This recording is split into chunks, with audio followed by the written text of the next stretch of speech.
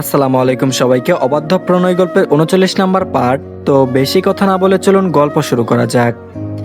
তেজ রাইসাকে রেখে ওয়াশরুমে চলে গেল। এত তাড়াতাড়ি ধকল গেল বুঝে ওঠার সময়ও পেল না।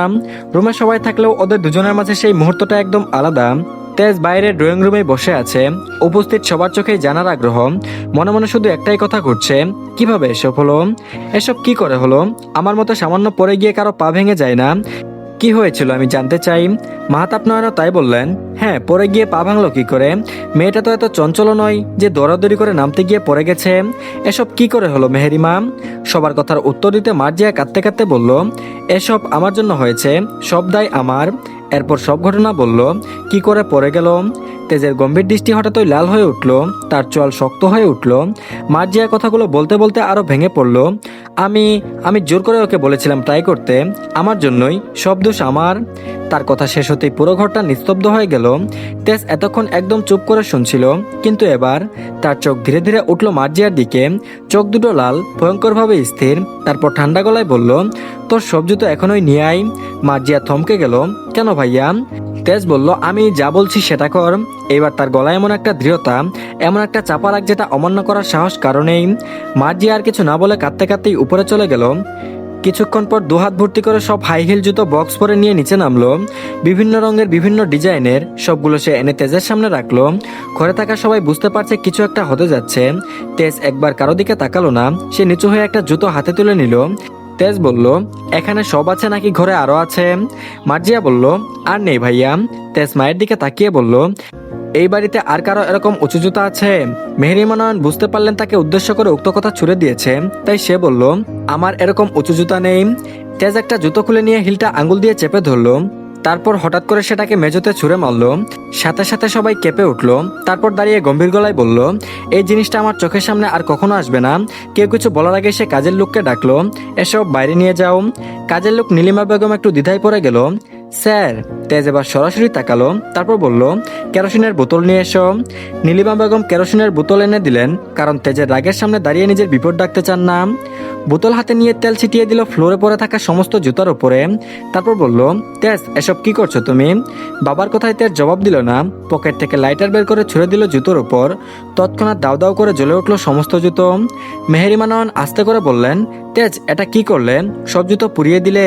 তেজ বলল, মা প্লিজ, এটা এসব কাণ্ড করার আগে বোঝা উচিত ছিল। এই মেয়ে এসব কোনোদিনও পড়েছে বলে আমার ধারণা নেই। পিঁপড়াকে দিয়ে হাতের কাজ করালে সে কিভাবে পারবে? মনে মনে বলল, যে জিনিসটার জন্য মৃগনয়নীর এই অবস্থা সেটা আমি রেখে দিব? অসম্ভব। মার্জিয়া চুপচাপ কাঁদছে। তেজ এবার একটু নরম হলেও গলা ভারী। তারপর বলল, এভাবে কাঁদার কিছু নেই। তোকে দোষী বলছি না, কিন্তু এই জিনিসগুলো দোষী। আজ একজনের ক্ষতি হয়েছে, কাল তোরও হতে পারে। আমি আজকে বলে দিচ্ছি, জাস্ট 2 ইঞ্চি, 2 ইঞ্চির 1 সেন্টিমিটার উঁচু হলেও এই বাড়িতে সেই জুতা ঢুকতে পারবে না। আমি হতেই দিব না। তারপর সে মুখ ফিরিয়ে নিল। জুতো তখন আগুন জ্বলছে। একে একে সব হাই হিল জুতো সেই আগুনে পড়ছে। প্লাস্টিক আর লেদারের গন্ধ ছড়িয়ে পড়ছে চারপাশে। পুরো বাড়ি ধোঁয়ার অন্ধকারে ছেয়ে গেছে। ভেতরে দাঁড়িয়ে তেজ শুধু একবার চোখ বন্ধ করলো। তার মনের মধ্যে বারবার ভেসে উঠছে রাইসার চিৎকার করা মুমূর্ষু চেহারা। আর এদিকে তেজ ধরফরিয়ে মিটিং ছেড়ে বেরিয়ে যাওয়াতে ফাহিম আর জিহাদ জানতে চাইলে তেজ বলল, তোরা মিটিং শেষ কর, আমি থাকতে পারবো না। এরপর হনহনিয়ে কোথায় সেকেন্ডের মাথায় উধাও হয়ে গেল কে জানে। বাইক যেন এরোপ্লেনের মতো উড়ে নিয়ে গেল। মিটিং শেষ করে দুজনেই ফোন করলো, কিন্তু পকেটে সাইলেন্ট হয়ে আছে, যে কারণে তেজ ধরল না। জিহাদ মার্জিয়াকে ফোন করে জানতে চাইলো, মার্জিয়া বলল সকল ঘটনা। ফাহিম ও জিহাদের কাছে সব শুনে নিল। দুজনেই রাইসার জন্য মন খারাপ হলো। মেয়েটাকে প্রথম দিন দেখেছিল একেবারে সদ্য ফোটা লাল গোলাপের মতো। এমন মেয়ে যে গ্রাম থেকে তাদের বাড়িতে কাজ করতে এসেছে বিশ্বাসই হচ্ছিল না। ফাহিম সাথে সাথে বলল, চল মেয়েটাকে দেখে আসি। পা ভেঙে কতটা কষ্ট হচ্ছে একবার ভাব। ভাবতেই তো বুকের ভেতর লাগে রে। এমন ফুলের গায়ে কাটা সত্যিই বেমানান। ফাহিমের মুখ দুঃখ দুঃখ করে চোখ দুটো সংকুচিত হয়ে এলো। কিছুটা সন্দেহের চোখে বলল, আমার কেন মনে হচ্ছে তুই একটু বেশি বেশি ভাবছিস। বেশি ভাবিস না।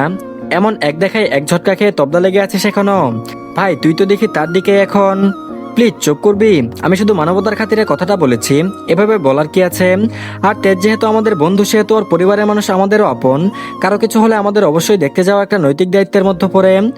এভাবে যে কোনো কথার মাঝে একটা নতুন কিছু খুঁজতে যাস কেন? 2 লাইন কম বোঝার চেষ্টা করিস প্লিজ। আর আমি কি একাই যেতে চাচ্ছি? সত্যি করে বলতো, তোর কি যেতে ইচ্ছে করছে না? একটু রেগেই কথাটা বলল ফাহিম।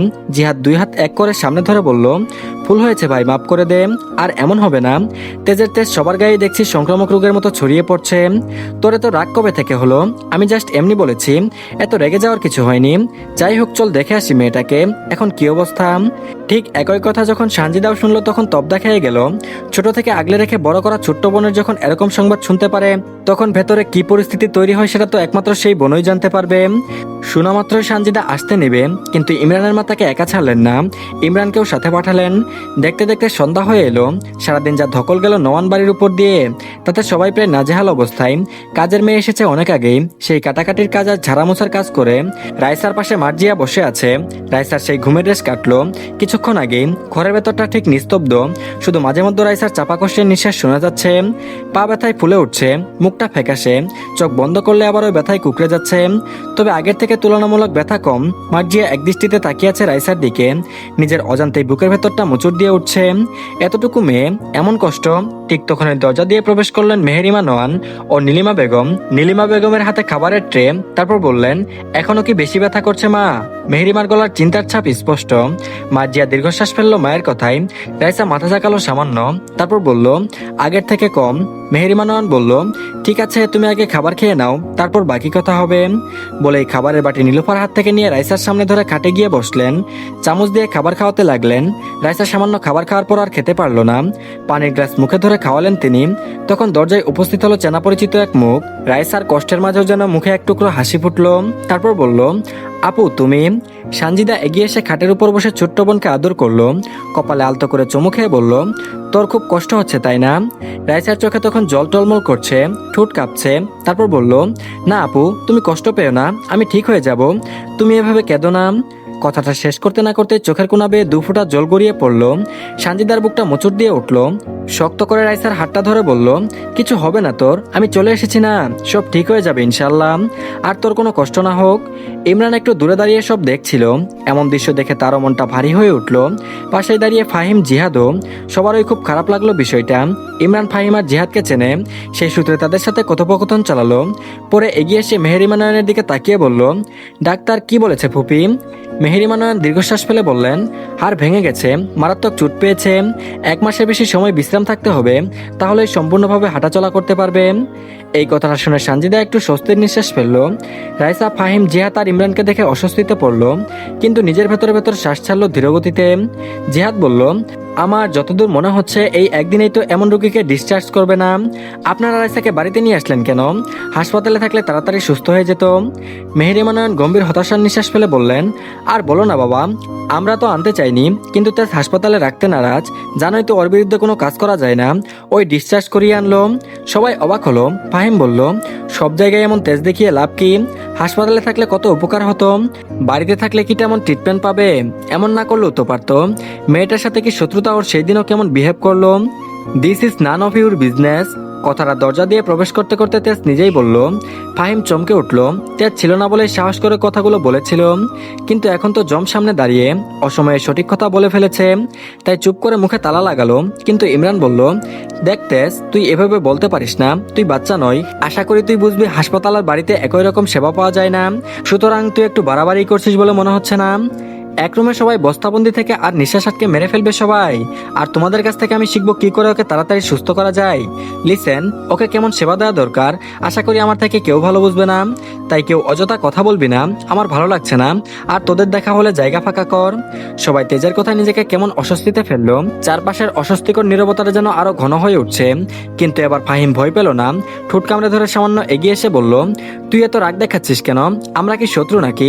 একটা মেয়ের ভালো চাচ্ছি, এটাই কি অপরাধ? হাসপাতাল থেকে নিয়ে এসে এখানে রেখে দিয়েছিস, ঠিক আছে, তোর ইচ্ছা, কিন্তু অন্তত এমনভাবে কথা বলবি না যেন আমরা ওর কিছু না। আমরা বন্ধু, তোর পরিবার আমাদের পরিবার আলাদা হলো নাকি? তেজের চোখ মুহূর্তেই জ্বলে উঠল, চোয়াল শক্ত হয়ে এলো। ধীরে ধীরে ফাহিমের দিকে এগিয়ে এলো সে। সবাই নিঃশ্বাস বন্ধ করে তাকিয়ে আছে। হঠাৎ করে তেজ গর্জে উঠল, আমার ওয়াইফ, ও আমার, আমি যা খুশি করব, কিভাবে রাখবো, কোথায় রাখবো, কেমন ট্রিটমেন্ট দেবো, সব আমার বিষয়। এতে তোদের পারমিশন নিব আমি? তোরা আমাকে শিখাবি? আমার জিনিস সামলাতে জানি, সুতরাং নিজেদের নিয়ে ভাব। আর একটা প্রশ্ন করতে আসবি তো ঘাট থেকে মাথা আলাদা করব। এক মুহূর্তে পুরো ঘর নিস্তব্ধ, কেউ কোনো শব্দ করলো না। ফাহিম স্তব্ধ হয়ে তাকিয়ে আছে। জিহাদের হাত আলগা হয়ে গেল। ইমরানের চোখে স্পষ্ট অবাকের ছাপ। সানজিদা যেন পাথর হয়ে গেছে। ধীরে ধীরে মাথা ঘুরিয়ে রাইসার দিকে তাকালো। রাইসা ভয়ে কাঁপছে। তার জন্য তখন থেকে তাদের মাঝে তর্ক হচ্ছে। রাইসা চোখ নামিয়ে ফেলেছে, ঠোঁট কাঁপছে, চোখ বেয়ে নীরব অশ্রু গড়িয়ে পড়ছে। এত ঝামেলা দেখে সে ভয় পায়। ঝগড়া দেখলেই তার মায়ের কথা মনে পড়ে। সানজিদা রাইসার হাত চেপে ধরে আছে আর সান্ত্বনা দিচ্ছে। মেহেরিমা নয়নের চোখে আনন্দের এক টুকরো জল চিকচিক করছে, যেন বৃষ্টি হবার পরে আকাশের রংধনু দেখা গেছে। এত কিছু তার কোনো প্রভাব ফেললো না। অনিচ্ছায় বিয়ে দেওয়ার পরে যেরকম আচরণ করেছে, সেখানে সবার সামনে নিজের স্ত্রী বলে পরিচয় দিল, অজান্তে নিজের অধিকারের কথা বলল। তার কত অধিকার আছে রাইসার উপর। জিহাদ এবার ধীর অবিশ্বাস নিয়ে বলল, ও তোর বউ? তেজ কারো দিকে না তাকিয়ে শুধু বলল, হ্যাঁ। আরো কোনো প্রশ্ন? ফাহিম বলল, কিন্তু এটা কিভাবে সম্ভব? তেজ বলল, তুই কার রুমে আছিস সেটা একবার দেখেছিস তো? আমার রুমে অন্য কাউকে কেন আনতে যাব? তার কণ্ঠে এমন এক দৃঢ়তা যা কাউকে আর কথা বলার সাহস যেন দিচ্ছে না। সবাইকে নিয়ে বাইরে গেল মেহেরিমা নোয়ান। তেজ রাইসাকে এমন ঘাবড়ে যেতে দেখে বলল, রিল্যাক্স, এভাবে ঘাবড়ে যাচ্ছ কেন? সামান্য বিষয়। রাইসা তারপরও হাত পা কেঁপে যাচ্ছে। তেজ পাশে বসে রাইসার 2 হাত গালে রেখে বলল, কি সমস্যা? বলেছি তো ভয় পাওয়ার কিছু হয়নি, আমার দিকে তাকাও। রাইসা আস্তে আস্তে মাথা তুলে তেজের দিকে তাকালো। ব্যথা কি এখনো আগের মতো বেশি করছে নাকি কমেছে? রাইসা কাপা কাপা গলায় বলল, একটু কমেছে। এরপর তেজ রাইসাকে ওষুধ খাওয়ালো। মূলত কিছু ওষুধ কাছে ছিল না, প্রায় অনেকটা পথ গিয়ে আনতে হয়েছে। এখন চুপ করে ঘুমাবে, আমি বাইরে থেকে আসছি। রাইসা চোখ বন্ধ করে নিল। তেজ নিচে নামে দেখে সবাই ড্রয়িং রুমের সোফাতে বসে আছে। সেও বসে পড়ল। ফাহিমের স্তব্ধতা যেন খুলে গেল। তারপর বলল, তোর বিয়ে হয়ে গেছে? আমরা তো জানলাম না। তেজ বলল, পরিস্থিতি সেরকম ছিল না। ফাহিম বলল, পরিস্থিতি কেমন ছিল সেরকম জানার দরকার নেই, কিন্তু পরে তো বলতে পারতি। তুই আসলে আমাদের বন্ধুই মনে করিস না, আমরা তোর কাছে কেউ না। বলে জিহাদ উঠতে নিল, ফাহিম টেনে বসালো। সবাই চুপ থাকতে মেহেরিমা নয়ন সানজিদার দিকে ঘুরে তাকালো। সানজিদা, আজকে আমি তোমাকে কিছু প্রশ্ন করব, সঠিক সঠিক বলবে। সানজিদা এক ঝটকায় কেমন সংকুচিত হলো, ভয়ে ভয়ে বলল, বলুন না আন্টি, এভাবে বলছেন কেন? মাহারিমা নয়ন বলল, আমি রাইসার সম্বন্ধে জানতে চাই, সত্যি সত্যি বলবে। মাহতাব নয়নও বাড়িতে প্রবেশ করে এমন কথা শুনে বলল, রাইসার সম্বন্ধে জানতে চাও মানে? কি জানার আছে? মার্জিয়াও একই কথা বলল। বাকি সবার মুখে যেন তালা লেগেছে, আর চোখে প্রশ্নের গভীর রেখা।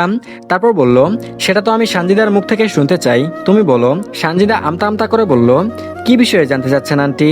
মাহারিমা নয়ন বলল, আমি কিছুটা আন্দাজ করেছি, আশা করি তুমি বুঝতে পারছো আমি কি বলার চেষ্টা করছি। তো ধন্যবাদ সবাইকে, এই পার্টটি এই পর্যন্তই। পরবর্তী পার্ট খুব তাড়াতাড়ি পেয়ে যাবেন। আর সবাই অবশ্যই চ্যানেলটিকে সাবস্ক্রাইব করে দিন, আর ভিডিওতে অবশ্যই লাইক দিন।